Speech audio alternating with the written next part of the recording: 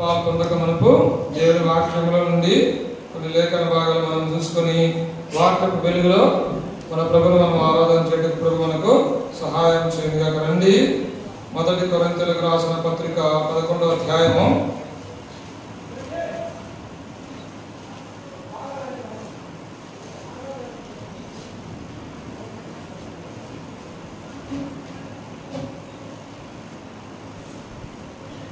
1 కొరింథీయులకు రాసిన పత్రిక 11వ అధ్యాయము 23 నుంచి 31 వరకు అందరం మార్చి చదువుతున్నాం. 1 కొరింథీయులకు రాసిన పత్రిక 11వ అధ్యాయము 23 నుంచి 31 వరకు మార్చి మనం చదువుకుందాం. నేను మీకు అప్పగించుతానని ప్రబలన పొందితిని. ప్రభువైన యేసు తాను అప్పగింపబడిన రాత్రి ఒక రొట్టెను ఎత్తుకొని కృతజ్ఞతాస్తుతులు చెల్లించి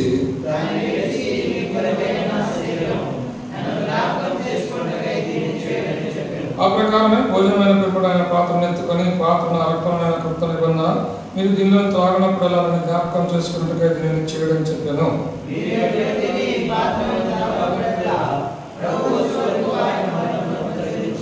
కాబట్టి ఎవడు అయోగ్యంగా ప్రభు యొక్క రొట్టె తినను లేక ఆయన పాత్రలను త్రాగును వాడు ప్రభు యొక్క శరీరం గురించి రక్తం గురించి అపరాధేగును.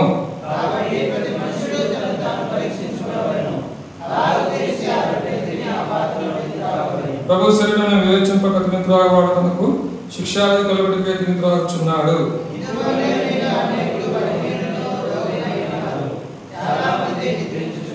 అయితే మనమే విమర్శించుకునేలా తీర్పు పొందకపోదుము. ప్రభు సాయంకాలం ప్రార్థన చేసుకుందాం. అందరూ కూడా మోకరించండి.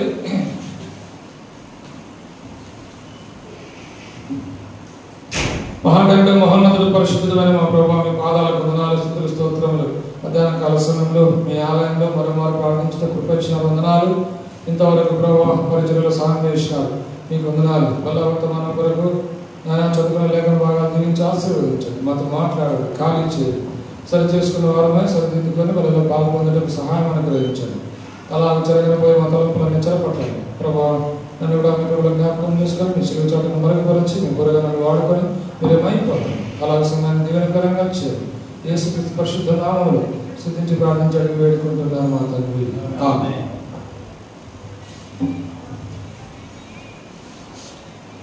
ప్రభు దినంలో, పరిశుద్ధ దినంలో ఇంకా బలలో పాల్పొందుటకు దేవుడు మనకు ఇచ్చినటువంటి గొప్ప ధన్యత. ఇది గొప్ప దేవుడు మనకు ఇచ్చినటువంటి భాగ్యం అని మనం చెప్పవచ్చు. ప్రభు బలలో పాలు పొందే ఆధిక్యత ప్రభు బిడ్డలంగా దేవుడు మనకు అనుగ్రహించినాడు. బల్లలు అనేక రకాలు ఉంటాయి. గొప్ప ఇంటిలో బల్ల, ధనవంతుని ఇంటిలో బల్ల, పేదవారి ఇంటిలో బల్ల. సరే, అన్ని బల్లల కంటే, అన్ని భోజనం బల్ల కంటే దేవుని ఆలయంలో, దేవుని ఇంట్లో ఉండే బల్ల అత్యంత శ్రేష్టమైనది, అత్యంత ప్రాముఖ్యమైనటువంటిది. ప్రభువే మన మధ్య రొట్టెగా చేయబడినాడు. ప్రభు మన మధ్య విలువబడినాడు. ప్రభు మన మధ్య పానార్పణంగా వేయబడినాడు. కనుక మనమందరం కూడా ఆయన బల్ల చుట్టూ చేరి రాగలిగినాం. ఆయన బల్లలో పాలు పొందక మునుపు మనమందరం కూడా పరీక్షించుకోవాలి. మానవులుగా మనం అందరం కూడా బలహీనులమే, ఎవరు కూడా బలవంతులు. అదే వాక్యంలో ఒక మాట, ఏ మాట? నీతిమంతుడు లేడు, ఒక్కడు కూడా లేడు. చాలాసార్లు మనం నీతిమంతులు అనుకుంటూ ఉంటాం, మంచోళ్ళం అనుకుంటూ ఉంటాం. అదంతా మన భ్రమ మాత్రమే. ఏ మాత్రం కూడా మంచితనం లేని దౌర్భాగ్యం. అలాంటి మనలను ప్రభు ప్రేమించి ఆయన ఆరాధించి ఆరాధకులుగా మనల్ని చేసినాడు. మనం చాలాసార్లు ఏమనుకుంటామంటే, ఆరాధించే నేనే గ్రేట్ అనుకుంటాం. మనం గ్రేట్ కాదు. మన ఆరాధన కోరిన ఆ దేవుడు గొప్పవాడు. మనం ఆరాధించగలుగుతా ఉన్నామంటే అది ఆ దేవుని ప్రేమ. ఎలాంటి పాట మన నోట ఉంది, ఈరోజు ఎలాంటి పాట మన నోట ఉంది, ఇది దేవుని యొక్క ప్రేమ. ఇది దేవుడు మనకి ఇచ్చినటువంటి ధన్యత. సరే, ఏది ఏమైనప్పటికీ ఈ బల్ల చాలా శ్రేష్టమైనది. ఈ బలలో పరిశుద్ధమైనటువంటిది. పరిశుద్ధమైన బలలో పాలు పొందాలంటే మనం కూడా ఎట్లా ఉండాలంట? పరిశుద్ధంగా ఉండాలి, నిర్దోషులంగా ఉండాలి, నిష్కపటమైనటువంటి మనస్సు కలిగినటువంటి వాళ్ళంగా మనం ఉండాలి. అయితే మనము ఈ లోకయాత్రలో సాగిపోతున్న మనము ఎన్నో తప్పిదాలు చేస్తూ ఉంటాం, ఎన్నో పాపాలు చేస్తూ ఉంటాం. అయితే ఈ మధ్యాహ్న కాల సమయంలో దేవుని ఇంట్లో ఈ బల్ల మన పతనాలను ఎత్తి చూపించేదిగా ఉంది. మనం చేసినటువంటి పొరపాట్లు కానీ, మనం చేసినటువంటి బలహీనతలు కానీ, మనం చేసినటువంటి తప్పిదములు కానీ, మనం చేసినటువంటి పాపములు కానీ మనకు ఎత్తి చూపేదిగా ఉంది. ప్రభుని అంగీకరించిన మన జీవితంలో మనం పొందిన గొప్పదైన ఆశీర్వాదం ఏంటి అంటే రోమా 8:1 ప్రకారము క్రీస్తు యేసునందు ఉన్న వారికి ఏ శిక్ష నుంచి మనం తప్పించబడినాం. శిక్ష నుంచి తప్పించబడినటువంటి మనము తిరిగి శిక్షలోకి పోకూడదు. అందుకే అపోస్తులైన పౌలు అంటాడు, ప్రతి మనుష్యుడు కూడా ఏమంట తను తాను పరీక్షించుకోవాలి, పరీక్షించుకొని బలలో పాల్గొతావు. పరీక్షించుకోకుండా పొందితే నువ్వు శిక్షకు పాత్రుడివి. ఒకవేళ అలవాటుగా పొరపాటుగా తీసుకుంటే అది నీ జీవితంలో శిక్ష కలుగజేస్తుంది, నువ్వు శిక్షకు పాత్రుడు అవుతావు. కాబట్టి ప్రతి మనుష్యుడు కూడా పరీక్షించుకోవాలను. ఇది పరీక్షించుకునేటటువంటి సమయం, ఇది గంభీరమైనటువంటి సమయం, దేవుడు మనతో మాట్లాడే సమయం, దేవుడు మన పతనాలను, మన బలహీనతలను, మన తప్పిదాలను ఎత్తి చూపేటటువంటి సందర్భం ఇది. ఈ సందర్భంలో మనం దేవుడికి సరెండర్ కావాలి. దేవుడు ఏ వాక్యం ద్వారా మనతో మాట్లాడతాడో, మన జీవితంలో ఎలాంటి తప్పిదాలు మనకు ఎత్తి చూపిస్తున్నాడో మనం గ్రహించే వారంగా ఉండాలి. ఆ విధంగా మనం గ్రహించి ప్రభు సన్నిధిలో మనం ఒప్పుకొని వాటిని విడిచిపెట్టి, ప్రభు సన్నిధిలో మనము ఒప్పుకొని విడిచిపెట్టి మన జీవిత యాత్రలో మనము ముందుకు సాగిపోయే వారముగా ఉండాలి. చాలాసార్లు మనము దేవుని వాక్యం మన దగ్గరికి వచ్చినప్పుడు సరి చేసుకోవడానికి మనం ఇష్టపడం, సరిదిద్దుకోవడానికి మనం ఇష్టపడం. దేవుని వాక్యంలో ఒక యవనస్తుడు యేసుప్రభు దగ్గరికి వచ్చాడు. యేసుప్రభు దగ్గరికి వచ్చి ఒక మాట అడిగినాడు. ఏమడిగినాడంటే, ప్రభువా, సద్బోధకుడా, నిత్య జీవనకు వారసుడకు నేను ఏం చేయాలో మంచి కోరికతో వచ్చినాడు. ఎలాంటి కోరిక ఉంది అతనికి? నిత్య జీవనం స్వతంత్రించుకోవాలి, ప్రభుతో నేను ఉండాలి, పరలోకంలో నేను ఉండాలి, నా ప్రభులాగా నేను ఉండాలనే లోపల కోరిక ఉంది. అయితే యేసుప్రభు ఏమన్నాడు? నీకున్నదంతా నీ బీదలకి అంటే ముఖం చిన్నపుచ్చుకొని వెళ్ళిపోయినాడు. దేవుడు చెప్పిన మాట వినలేకపోయినాడు. దేవుడు చెప్పింది పాటించలేక తన జీవితంలో ఈ లోక ధనం వైపు మొగ్గు చూపినాడు, ఈ లోకంలో ఉండే వాటి వైపు ప్రేమ చూపినాడు, ప్రభువుని వదిలిపెట్టాడు. త్రాసులో ఒకవైపు ప్రభువుని పెట్టాడు, ఒకవైపు లోకాన్ని పెడితే అతని దృష్టిలో లోకం ఎక్కువ వదిలేసింది. నువ్వు నాకు వద్దులే ప్రభువా, ఈ డబ్బు నాకుంటే చాలు, పరలోకం లేదు ఏం లేదు అంటాను వెళ్ళిపోయినాడు. మంచి ఆశతో వచ్చినాడు, మంచిగా పొందాలనే ఆశతో వచ్చినాడు, పొందకుండా తాను వెళ్ళిపోయాడు. ఇంకొక మాట దేవుని వాక్యంలో చూడవచ్చు. యేసు ప్రభు బోన్లో నిలబడుతున్నాడు, పిలాతు రాజు అంటా ఉన్నాడు. ఏమడుగుతా ఉన్నాడంటే, సత్యం అనగా ఏంది అంటా ఉన్నాడు. సత్యం అనగా ఏంది అని అడిగినాడు, కానీ ఆ మాట వినకుండానే తను ఏం చేశాడు? లేచిపోయి చేకట్టుకొని బయటకు వెళ్ళిపోయాడు. సత్యం గురించి తెచ్చుకోవాలనుకున్నాడు కానీ వినలేకపోయినాడు. ఇది నాకు చాలా మందికి యేసు ప్రభు గురించి తెలుసు, తెలీదా? వరల్డ్లోనే తెలుసు. ఏ ఛానల్ ఆన్ చేస్తే సరే 24 గంటలు దేవుని వాక్యం సమృద్ధిగా అన్ని లాంగ్వేజెస్, తెలుగు, ఇంగ్లీష్, హిందీ, కన్నడ, తమిళ్, అన్ని లాంగ్వేజెస్లలో ధారాళంగా దేవుని వాక్యం వస్తూ ఉంది. అందరికీ కూడా యేసు ప్రభు అందరికీ తెలుసు, కానీ దాన్ని పాటించలేరు. సోదరి సోదరుడా, మనం పరీక్షించుకోవాలి. మన జీవితం ఎలా ఉంది? మన జీవితము ప్రభుకి ఇష్టపూర్వకంగా ఉందా? ప్రభు మన జీవితంలో దేవుని చిత్త ప్రకారం మనం నడుచుకుంటూ ఉన్నామా? దేవుని ఉద్దేశ ప్రకారం మనం నడుచుకుంటూ ఉన్నామా? చాలాసార్లు జాగ్రత్తగా వినండి. పనిని ప్రారంభించడానికి ఇష్టపడతాం, ప్రార్థన ద్వారా ప్రారంభించాలి. ప్రార్థనకు ప్రాముఖ్యత ఇవ్వరు, దానివలన సక్సెస్ కావాలి. ప్రతి పని ప్రార్థనాపూర్వకంగా ప్రభుని అడగాలి. ఏదైనా సరే ప్రభువా, ఈ సెల్ ఫోన్ కొనాలనుకున్నా కొనాలా, నీ సిద్ధం ప్రభావం కొనుక్కోమంటే నేను కొనుక్కుంటాను, వద్దంటే ఆగిపోతాం ప్రభువా, చెప్పు ప్రభువా. ఏదైనా సరే ప్రభు సన్నిధిలో మనము అడిగి కనిపెట్టాలి. సెల్ ఫోన్ కొనుక్కునేటోళ్ళు ఎవరైనా ప్రార్థన చేసుకుంటారా? ఇవ్వడం మంచి. ఇప్పుడు ఎంత ఆన్లైన్లో చూద్దాం, కట్ట చూసుకుంటే మనసు పొద్దునే మన ఇంట్లో ఉంటాం. దేవునికి అప్పచెప్పడానికి మనం ఇష్టపడాలి. ఆ చిన్న సెల్ ఫోన్ విషయంలో కూడా మనం నమ్మకంగా లేము. చాలా విషయాల్లో మన జీవితంలో ఇంతే, మన బిడ్డల భవిష్యత్తు గురించి కూడా ఇంతే. చాలాసార్లు వేరే వాళ్ళ మాటలు వింటాం, వేరే వాళ్ళు చెప్పిన మాటలు వింటాం. సపోజ్ ఒక రోగం వచ్చింది అనుకోండి, వాళ్ళు చెప్తారు కదా గుంటూరులో, ఆ పొద్దుటూరులో ప్రసాదం లేదు అనుకోండి. ఆ పొద్దుటూరులో మాక్స్ డాక్టర్ దగ్గర కొంతమంది అంటే కొంతమంది నాటు వైద్యం దగ్గర పోంటే, కొంతమంది వీళ్ళ దగ్గర రకరకాలు చెప్తూ ఉంటారు. మనం ఏం చేస్తాము, ఊరు పల్లాక యాదవ్ చూడడానికి పోతాం. ప్రభు సరిగ్గా కనిపెట్టాం, ప్రభు ఈ రోగం వచ్చి ఎక్కడ పోవాలి ప్రభు, ఏం కావాలి, ఎట్లా బయటపడాలా ప్రభు మనం చాలాసార్లు అడగాం. దానివల్ల మనకు ఎంతో నష్టం. ప్రతి విషయంలో కూడా దేవునికి కృతజ్ఞత ఆస్తులు చెల్లించి ప్రభు మీద ఆధారపడే వాళ్ళంగా మనం ఉండాలి. అప్పుడే దేవుడు మన జీవితంలో మన జీవిత యాత్రలో మనకు తోడుగా ఉంటాడు. చాలాసార్లు దేవుడు మనతో తోడుగా లేక మనకు ఎన్నో నష్టాలు, ఎన్నో కష్టాలు, ఎన్నో అపాయాలు, త్రుటిలో కూడా దేవుడు ప్రమాదాన్ని తప్పిస్తాడు. ఎప్పుడు దేవుడు నీ జీవితంలో తోడుగా, నీ జీవితంలో దేవుడు ఎప్పుడు తోడుగా ఉంటాడంటే నువ్వు ప్రభుకు అప్పచెప్పుకున్నప్పుడు, ప్రభుకు సరెండర్ అయినప్పుడు, ప్రభు సన్నిధికి వచ్చినప్పుడు. అందుకే దేవుని వాక్యంలో శిష్యులతో దేవుడు ఒక మాట అంటాడు, మీరు నన్ను అడగకుంటివి కనుక నేను మీకు ఇయ్యలేకపోతా ఉన్నాను. దేవుడిని సరిగ్గా అడగలేక మనం పొందలేకపోతున్నాం. దేవుడు యేసు ప్రభులో అన్ని ఆశీర్వాదాలు గుప్తమై ఉన్నాయి. ఆయన ఆశీర్వాద కారకుడు. మనల్ని ఆశీర్వదించాలన్నదే దేవుని యొక్క సంకల్పం.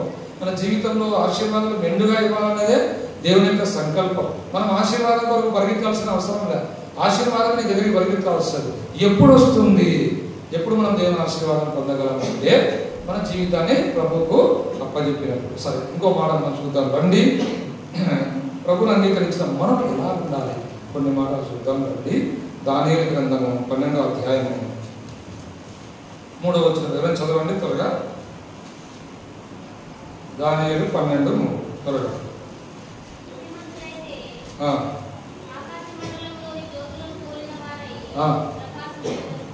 చాలు. ప్రభు కొరకు మనం ఎట్లా ఉండాలంటే మనము ప్రకాశించే వారం కావాలి. ప్రకాశిస్తున్నాము. వెలుగుతున్న దీపము, ఆరిపోయిన దీపం. వెలుగుతున్న దీపంలాగా ఉన్నామా, ఆరిపోయిన దీపంలాగా ఉన్నామా? సపోజ్ మన ఇంట్లో బల్బు పోయిందనుకో ఏం చేస్తాం చెప్పండి? ఏం చేయరా మీరు? ఇంట్లో బల్బు పోయిందండి, కాలిపోయింది, ఏం చేస్తారు? కొత్త బల్బు తీసుకుంటాడు అన్న. Very good. తీసుకున్న తర్వాత ఏం చేస్తామన్నా? చిన్న విషయంలో చెప్పలేరా? ఎస్, అన్నకి 100 మార్కులు. ఫస్ట్ పాతది రిఫ్లెక్ట్ చేస్తాం. ఒకసారి పరీక్షించుకో, నువ్వు వెలుగుతున్న దీపాలు, ఆరిపోయిన దీపాలు.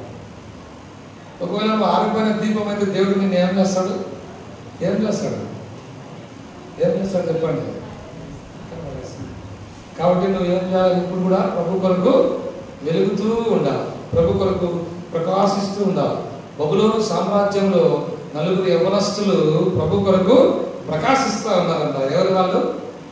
దానియేలు, షద్రకు, మేషకు, అబేద్నెగో. 4 యవ్వనస్తులు ప్రభు కొరకు వాళ్ళు ప్రకాశిస్తూ ఉన్నారు. యేసు ప్రభు మరణించి చనిపోయి తిరిగి లేచి పరలోకానికి ఆరోహణుడు అయినాడు కదా. అక్కడ పరలోకానికి యేసు ప్రభు వస్తానే దూతలు ప్రభుని ఎదుర్కొని ప్రభుని ఒక ప్రశ్న చేస్తారు. ప్రభువా, నువ్వు భూలోకంలో ఉంటే మనుషులు వెలుగుతూ ఉన్నారు కదా, ప్రకాశిస్తూ ఉన్నారు, మరి నువ్వు భూలోకానికి వదిలి పరలోకానికి వచ్చినావు ప్రభువా, మరి అక్కడ భూలోకంలో వాళ్ళకి ఎవరు స్వార్థ చెప్తారు, ఎవరు వారిని వెలిగిస్తారంటే యేసు ప్రభు ఏమన్నారు తెలుసా? అక్కడ నా శిష్యులు ఉన్నారు, నేను వాళ్ళని వెలిగించిన వాళ్ళు కూడా ఏం చేస్తారు? వేరే వాళ్ళను వెలిగిస్తారు. మరి యేసు ప్రభువును అంగీకరించిన మనము, యేసు ప్రభువును వెంబడించినటువంటి మనము శిష్యులంటే ఎవరంటే వెంబడించేవాళ్ళు. ఇంగ్లీష్లో డిసైపుల్ అంటారు. డిసైపుల్ అంటే తెలుగులో వెంబడించేవారు. మనం ఎవరిని వెంబడిస్తున్నామో? యేసు ప్రభువును వెంబడిస్తాం. కానీ మనం యేసు ప్రభు శిష్యులం కనుక మనం ఏం చేయాలా? యేసు ప్రభు మనల్ని వెలిగించినాడు, మనం ఏం చేయాలా? ఏం చేయాలా? ఇతరులు మనము వెలిగించాలి. మరి నువ్వు వెలుగుతున్న దీపానివా, ఆరిపోతున్న దీపానివా? ప్రశ్న వేసుకో. ప్రభు సన్నిధిలో అడుగుదాం. ప్రభువా, నేను ఆరిపోయిన ప్రభా నన్ను క్షమించు, నన్ను కూడా ఏం చేయి? నన్ను కూడా వెలిగించు ప్రభువా. ఇష్టమేనా సహోదరుడా? వెలిగింపబడటం నీకు ఇష్టమేనా? నక్షత్రాలు ఉన్నాయి, నక్షత్రాలు పౌలు ఎక్కడ ఉందో చెప్పండి. ఆకాశంలో ఉన్నప్పటికీ అవి ప్రకాశించవు. రాత్రి అవి ప్రకాశిస్తాయి. దేని ఆధారంగా ప్రకాశిస్తాయి? సూర్యుని ఆ యొక్క ఆధారంగా అవి ప్రకాశిస్తాయి. నీతి సూర్యుడైనటువంటి యేసు ప్రభుని ఆధారంగా నువ్వు నేను చేరొచ్చిన మనం అందరం కూడా ఎట్లా ఉండాలంట? ఆకాశమందు జ్యోతుల వలె మనము ప్రకాశించాలి. అట్టి జనముల మధ్య జీవవాక్యమును చేత పట్టుకొని ఆకాశమందు జ్యోతుల వలె మనం ప్రకాశించాలి. ప్రకాశిస్తున్నామా? ఆరిపోయాము. ఆరిపోయింటే ప్రభుని మనం అడుగుదాం, ప్రభా నన్ను క్షమించు, ప్రభా నన్ను కూడా వెలిగించు. చాలాసార్లు ఏమంటారంటే లోకం కావాలా, ప్రభు కావాలా. ఒకసారి బైబిల్లో వృత్తాంతం చెప్తాను. అపోస్తుడైన పౌలు ఇట్లాగా వాక్యం చెప్తా ఉన్నాడంట. అయితే ఐదుకొనే యవనస్తుడు ఆడ కూర్చున్నాడంట, కిటికీలో కూర్చోన్నాడు. వాక్యం చెప్పినప్పుడు ఆడ కూర్చోాలమ్మా, ఆడ కూర్చోాలమ్మా, ఆడ కూర్చోాలి సోదరుడా. మకరంలో కూర్చొని చక్కగా దేవుని వాక్యం వినమంటే అట్లా పొలాల కాడ నిలబడేది, ఆ చెట్ల దగ్గర నిలబడి ఫోన్ ఎత్తుకుంటా. ఐదుకొని యవనస్తుడు ఏం చేశాడు? కిటికీలో కూర్చున్నాడు. ఎందుకు కూర్చున్నాడు అంటే కారణాలు చాలా ఉన్నాయి. కారణం చెప్తాను. చల్లటి గాలి వస్తాను. ఏమొస్తాను చెప్పండి? చల్లగా చల్లటి గాలి వస్తుంది. ఇంకా ఏముందంటే ఆ కిటికీలో కూర్చొని రోడ్డు మీద పోయేటోళ్ళందరూ బాగా కనబడుతుంది. వాక్యం వినొచ్చు, రోడ్డు మీద పోయే వాళ్ళందరూ కదా. చాలాసార్లు మనం కూడా ఎట్లనే ఉంటాం కదా, దేవుడు కావాలి, లోకం కావాలి. ఒక సోదరుడు అంటా ఉన్నాడు, ఏందన్నా అది చేయకూడదు మనం తప్పు కదా అంటే, అదే అదే ఇది ఇదే కదా, అది అదే ఇది ఇదే అంట. అట్లా ఎట్లయితుంది కదా, అట్లా ఎట్లయితుందన్నా, అది ఇది అదే ఇది ఎట్లయితుందన్నా, అంతా ఒకటే కదా. దేవుడు అన్నాడు కదా, కైసరివి కైసరుకు, దేవుడివి. ఆ సందర్భం వేరన్నా, ఇప్పుడు మాట్లాడేది వేరు. చాలాసార్లు మనం కూడా ఐదుకొనే అనే వనస్తుని వలె లోకంలో సగము, బయట సగము. ఏం జరిగింది చెప్పండి? కింద పడి చచ్చిపోయాడు యవనస్తుడు. ఏమైపోయినాడు? కింద పడి చచ్చిపోయాడు. నువ్వు కూడా ఈ పక్క ఆ పక్క ఉంటే ఏమైపోతావు? కింద పడి గ్యారెంటీగా చచ్చిపోతావు. ఇదేంటమ్మా చచ్చిపోతావు అన్నాడు. దేవుడు వృత్తాంతం చెప్పినాడు మన కోసమే, మనలాంటి వాళ్ళ కోసమే. ఎంత ప్రాక్టికల్గా మన జీవితంలో మనం చూస్తూ ఉండొచ్చు కదా. ఆ మందిరానికి వస్తే మనం ఆడవాళ్ళం మందిరంలో ఉండాలి, దేవుని వాక్యం వినాలి. ఏదైనా అవసరం ఉండేటప్పుడు బయటకు పోకూడదు. ఏందో బయటికి పోయి అలా అట్లా తిరుగుతా ఐదుకొని యవనస్తుని వల్ల నష్టపోకూడదు. కనుక అక్కడ మనం చూస్తే ఆ మాట చూద్దాం. ఒక మాట చూడండి. అపోస్తుల కార్యాలు 20వ అధ్యాయం 8వ వచనం చదవండి. మేము కూడి ఉన్న మేడగదిలో ఏమున్నాయంట? చాలు. ఆ మేడగదిలో ఏమున్నాయి చెప్పండి? ఇక్కడ స్కూళ్ళలో కూడా ఎన్ని దీపాలు ఉన్నాయో కదా.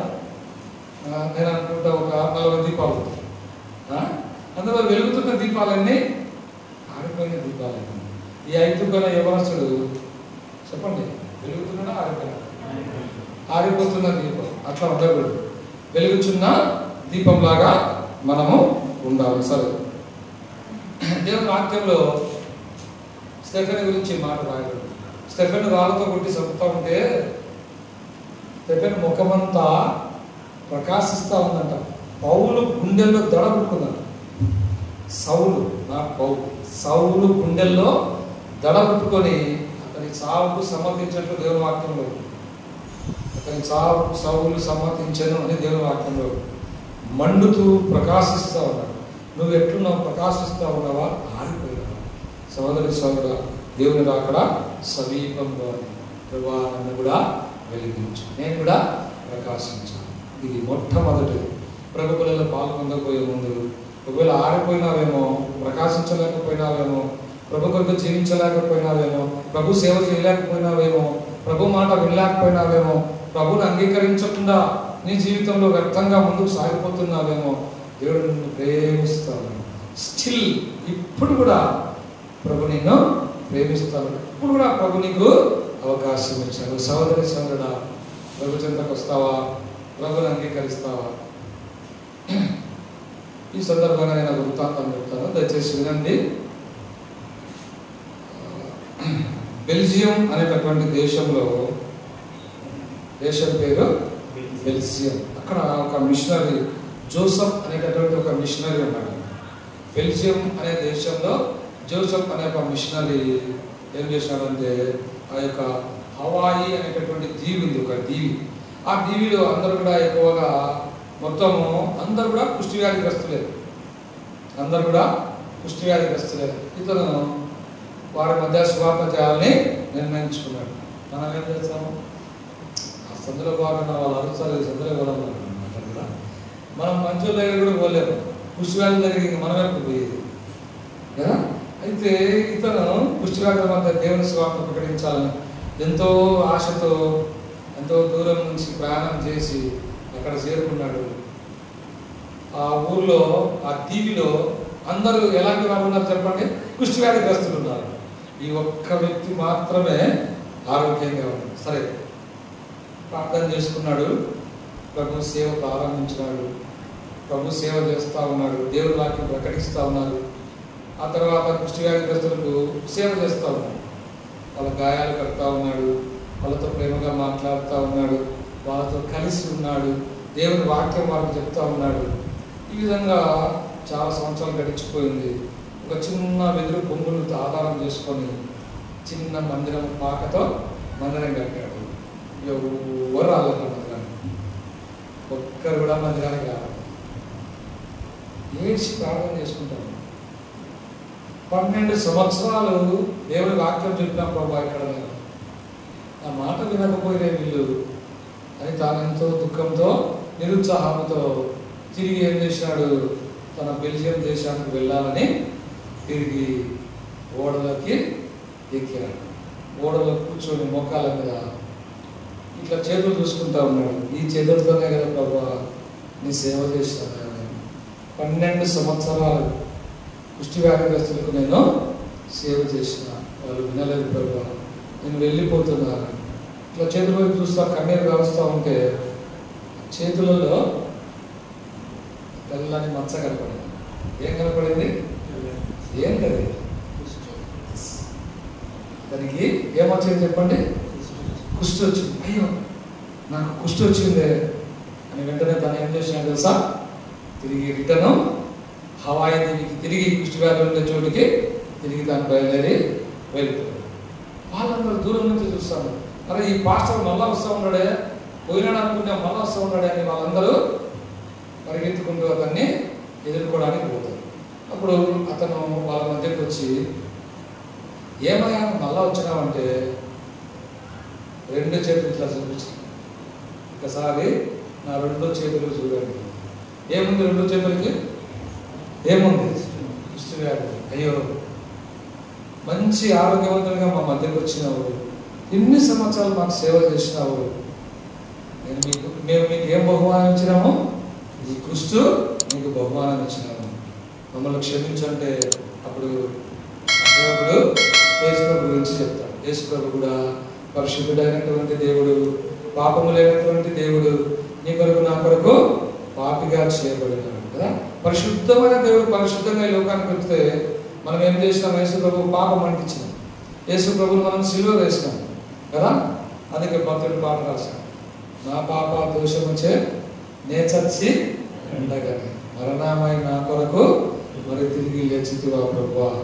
నీ కొరకు నా కొరకు యేసుప్రభు ఆ యొక్క శిక్ష పొందినాడు.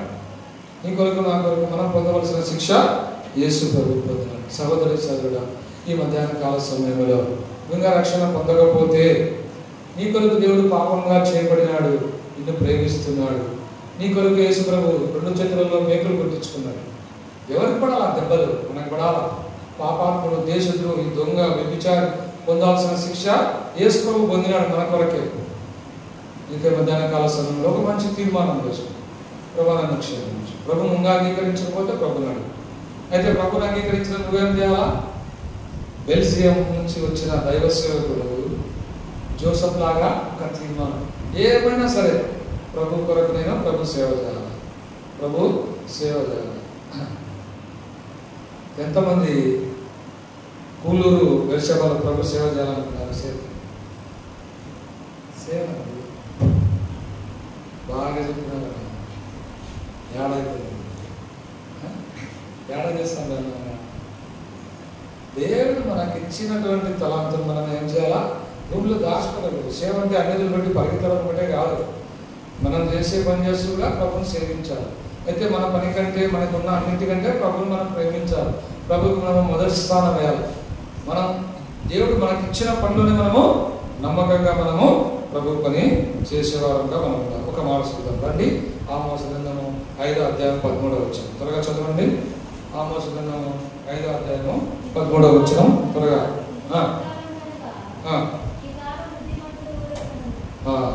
బుద్ధిమంతుడు ఏం చేస్తాడంట? మౌనంగా ఉంటాడు. దేవుని మందిరంలో మనం ఎట్లుండాలా? మౌనంగా ఉండాలి. కీర్తనలు 65:1 సియోనులో మౌనంగా ఉండుట ప్రభువుకు స్తుతి చెల్లించడమే. కనుక సియోనుకు రావడం, కనుక దేవుని మందిరానికి రావడం, దేవుని మందిరంలో కూర్చోవడం, దేవుని వాక్యం వినడము, ఇదంతా కూడా ప్రభువుని స్తుతించడమే. కనుక దేవుని ఆలయంలో మనం మౌనంగా దేవుని వాక్యం వినేవారంగా ఉండాలి. మౌనంగా దేవుని ఇచ్చినటువంటి ఆజ్ఞలు అంగీకరించే వారంగా మనం ఉండాలి. అట్లా ఉండకుండా నువ్వు గట్టిగా అరుస్తూ నీ ఇష్ట ప్రకారంగా దేవుని మందిరం ఉంటే నువ్వెంత నష్టపోతావు. అది మంచిది కాదు. దేవుని ఆలయంలో, దేవుని సన్నిధిలో మౌనంగా ఉండాలి. సరే, మనం ఇది ఒక్కటి చూసుకొని మనం తీర్చుకుందాం రండి. దానియేలు గ్రంథము 12వ అధ్యాయం 10వ వచనం త్వరగా. అనేకులు